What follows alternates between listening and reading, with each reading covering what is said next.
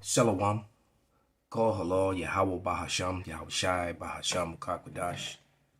Double honors unto the apostles, double honors unto the elder bishops. Salutations to all my fellow laborers, the 144,000 that are scattered around the four corners of the earth. The Israelite foreigners that are scattered among the heathen that look like the heathen. And to those few Yahawah that are listening and learning, once again, to my fellow laborers who risk their lives and their freedom to do this work, now more so than ever. I give a solemn shalom. It's going to be a quick lesson about Alexander of Macedonia, the former king. It's the elder brother Yahawah did a lesson on Daniel 8, the 8th chapter. And then the brother Yahawadah sent me this article. So it's just like, the spirit, if we're not those men, who are,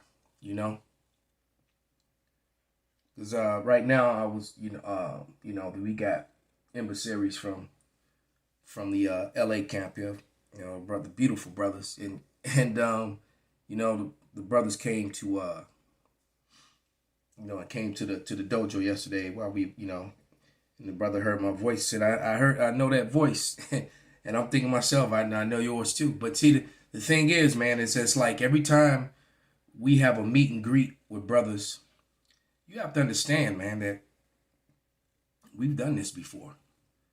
That wasn't a meeting, that was a reunion. As it always is when we go visit brothers or brothers visit us, this is a reunion. Because there's no doubt in my mind that we are those men, in the regeneration. As I know for sure it's not ISUPK, it's not IUIC. There's no way it could be these 501c3 charter camps that's in league with Esau. They can't be the men of the Lord. You got certain camps that's denying whole books, they're denying Paul. They can't be the men of the Lord. So if not, where and who? Because if we're not the men of the Lord, then Israel is just screwed. All right? As simple as that. Because we got to wait for the men of the Lord to wake up and then go out and teach so that the northern and southern kingdom can come together and seek for their King David all over again. We won't make it through another 30, 40 years of this. We won't make it. Esau will have destroyed the earth. Himself, us. This is, but let me get into this lesson. This is, and that's just on the screen so you can see, that's that one to the right. Let me see if I can get my pen here as a marker. These two at the top, those busts of him, he's actually wearing an image of himself on his armor. And this was at the Battle of Galgama, which is what I'm going to talk about, which is spoken of in Daniel, the 8th chapter. All right, in the book of Daniel, when you read about the goat, the he-goat that took down the ram with the two horns, that was the Persian Medes. All right, and Alexander took them down. All right, but let's get into this battle, and this is pretty much the battle when it happened, the battle back and forth with Darius.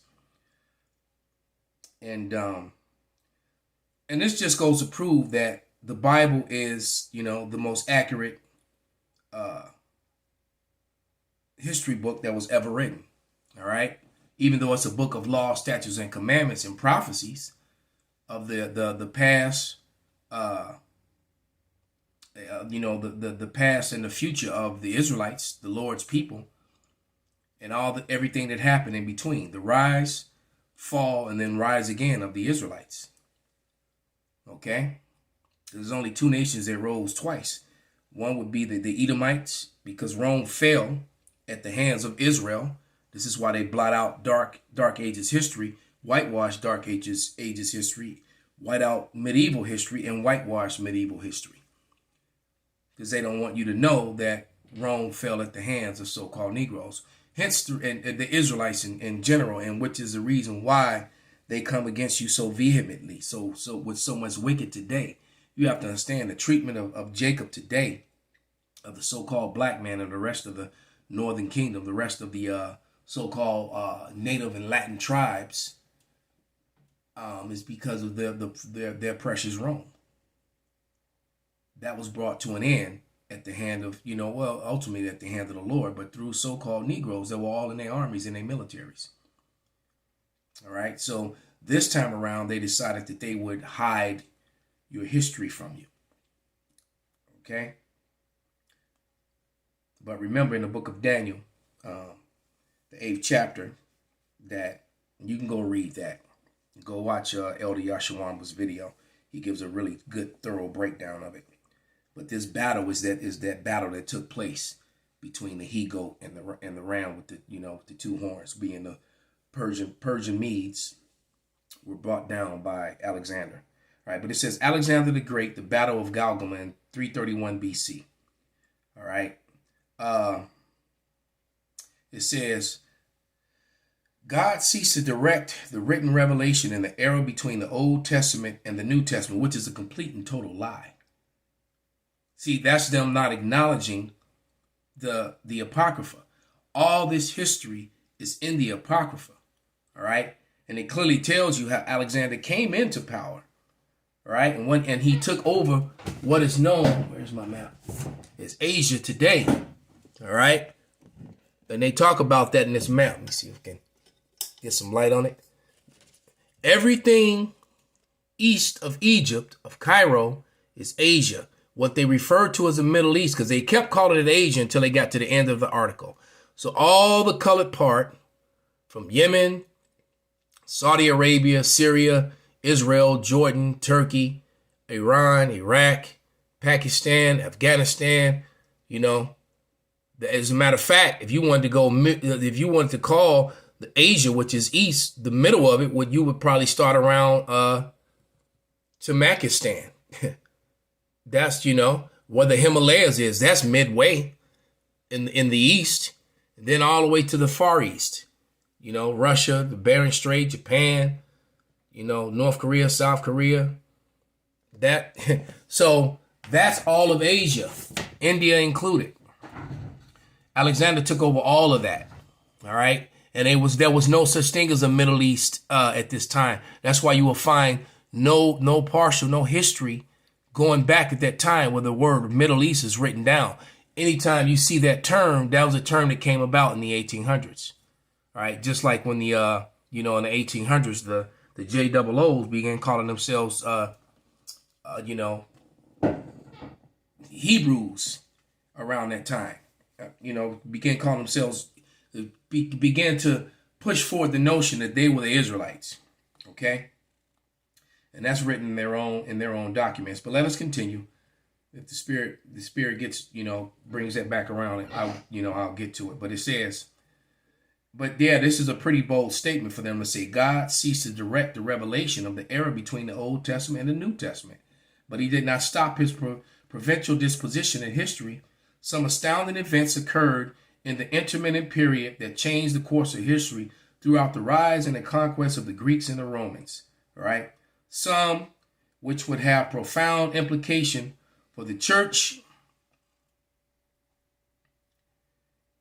and the future of mankind. Alexander the Third of Macedon, known to history as the Great, conquered and administered the most extensive empire since the Persians. So let's go to when and how that happened. Let's go into the scriptures. We're going to go to the book of 1 Maccabees, one of my favorite books in the Bible. And this, once again, the reason why they removed the Apocrypha is because the Apocrypha identifies Alexander basically through understanding the scriptures as the Edomites. All right. And and Esau don't want to be the Edomites. They want to be white. They want to be JOOs. They want to be the Greeks. They want to be everything. They took over the Greeks and took on their heritage. That's exactly what they did. The Greeks were melanated people. They were not pale at all. They were people of color, dark. South Indians and the rest of the people that look in Asia. That the Greeks were the same way, dark. All right, Even though they were in Europe, they took them over. So let's go to First Maccabees, because he came from Macedon, so they had already taken over, you know, the Greeks and was claiming their heritage. So let's go to the book of First Maccabees, and here we go. First Maccabees 1:1, and it reads, "And it happened that Alexander, son of Philip the Macedonian," and if I'm not mistaken, it might tell you in here that Alexander, they killed his father so that he could become king. All right, but it says, and these Edomites did a lot of that to their own family members and to each other. All right, because Alexander's men got to fighting and warring with each other as soon as he died. All right, fighting over Asia and Europe and you know and North Africa, pretty much. Okay, but it says, but it happened that after Alexander, son of Philip the Macedonian, who came out of the land of Chittim, had smitten Darius, the king of the Persian Medes, he reigned in his stead the first over Greece. See, so that he wasn't the Grecians. He reigned over them, the first in his stock, in his bloodline, in his race. All right. And Alexander's father, Philip, is an Agagite. The Bible tells you that. And the Agagites were sons of Amalek. And Amalek is a grandson of Esau. So Alexander and his people are indeed the Edomites that the Bible talks of. And that history is in the Bible, in between the Old and the New Testament. And in this portion of the Bible is where, and we're going to get to it, I'm going to read some of it, is where the Israelites became Hellenized, right along with all the people that they conquered throughout Asia. All right? All these people, all right, up there in Europe, and all these people in the colored part of Asia, all right, which they fraudulently and falsely call the Middle East to control a false narrative, as if it's a race connected to Saudi Arabia, Iraq, Syria, and Turkey, Israel, all right, Yemen, okay? That was all Asia.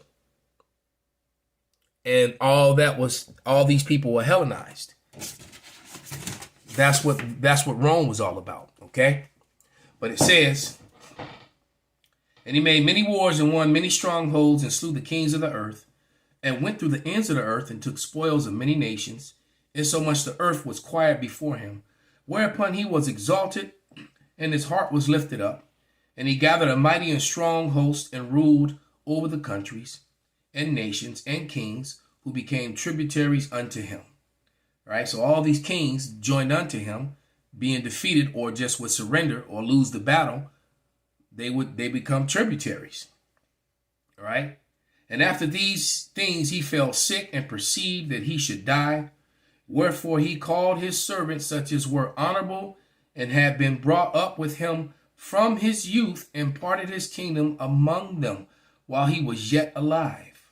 So Alexander reigned 12 years and then died. And they killed his son, because he did have a son. All right. And even though this dude was a whole alphabet thing, he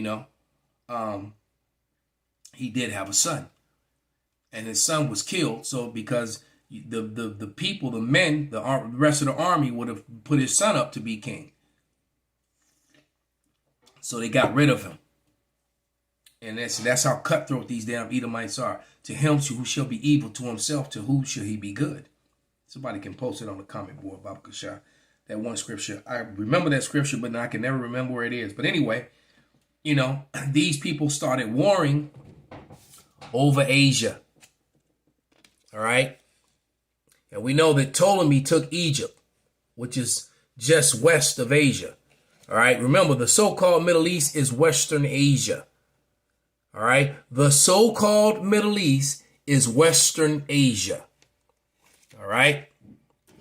It's exactly what it is. It's what it's always been. All right. That term Middle East came about in the 1800s at the same time a whole lot of JOO lies. But it says, "And his servants bear rule everyone in his place. And after his death, they all put crowns upon themselves, so that their sons after them many years, and evils were multiplied in the earth." So through these Edomites, oppression and evil multiplied into the earth. All right. And they declared themselves as royals and kings, and they are farce. They are the basis of men. Matter of fact, it also tells you that in Daniel. Let's go to it. Let's shoot over to Daniel real quick. Daniel 4:17. And it reads, this matter is by the decree of the Rawchaas and by the demand by the word of the holy ones, which are the men of the Lord, to the intent that the living may know, all right, that the living may know that the Most High, which is Yahawah, ruleth in the kingdom of men, and giveth it to whomsoever he will, and setteth up over it the basis of men. So as our punishment, because the world was created for our sakes, for us going off and being wicked, the Lord set up the basis of men, and he used this man to do it, which is why he's so revered among Esau, Edom. Why they up? Because they'll let you tell it. Civilization started with him, with his bloody massacres and rapes. His men, I got books that how his men were raping men on the battlefield as they die. All right, they wouldn't even let you die in peace. You laying there dying, these dudes will flip you over, you expose your butthole and go inside of it, and rape you as you're dying. Yeah, these are the men that's ruling the world now. I'm gonna go find that book and do a lesson on it again, because people just like hear that and they just you know how the little emoji with the bulging eyes, like what the WTF. All right, but let's go back to First Maccabees. And actually, let me read that lie in that article first. All right, they're making him a god, like.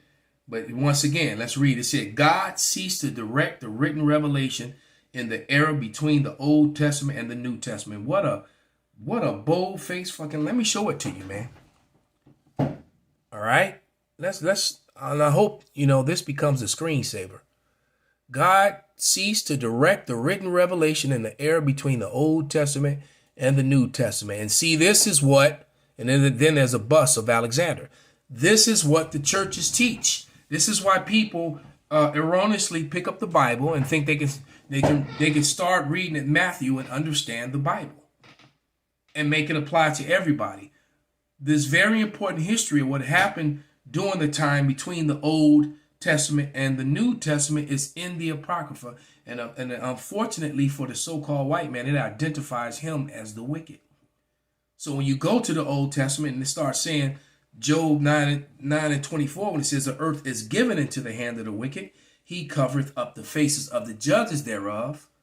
Then you go to the Maccabees and it breaks down how they were opening the book of the law, the Bible, and begin to paint the images of themselves. That's where you get all this Renaissance art of and why people to this day are ignorant. I just watched a video. Someone was mad about this whole Clarence thing with Jay-Z. All right, they're blackwashing Jerusalem. No, you whitewash Jerusalem. Lamentation 4:8 says it. Referring to the Judeans, that in their visage was blacker than a coal. Job 30:30 says their skin is black upon them. Jeremiah 14:2 says that the Judeans are black unto the ground. All right. Hebrews 7:14 says that the Lord, who the world erroneously and falsely calls Jesus Christ, his name is Yahawashi, sprang out of the tribe of Judah, and the Bible in Jeremiah 14:2 describes Judah as black. The angels are described as black in Ezekiel. God is described as black in Daniel. So the evidence is there. They just choose to ignore it and cherry pick, and then they'll use scriptures like they became white. That's talking about purity, not skin complexion. So, but you see this blasphemy? It said God ceased to direct the written revelation. It made me not even want to read the rest. It's just bust of him. That's all it is. And then, more stories about the battle. And then it shows his father. There's the Edomite Philip, the Macedonian, father of Alexander. Okay. So let's get back to some of this important history real quick.